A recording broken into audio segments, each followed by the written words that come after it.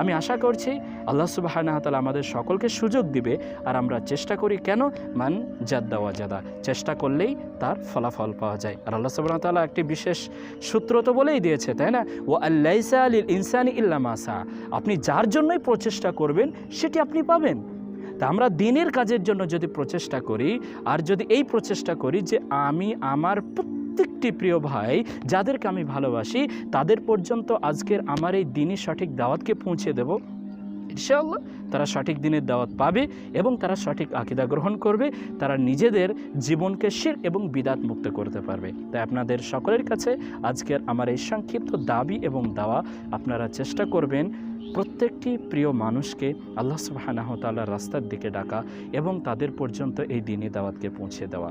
আপনাদের সকলের কাছে আমার এটি শেষ বাক্য, আপনারা সকলে নিজের জীবনকে মূল্যায়ন করতে শিখুন। আসসালামু আলাইকুম ওয়া রাহমাতুল্লাহি ওয়া বারাকাতুহু।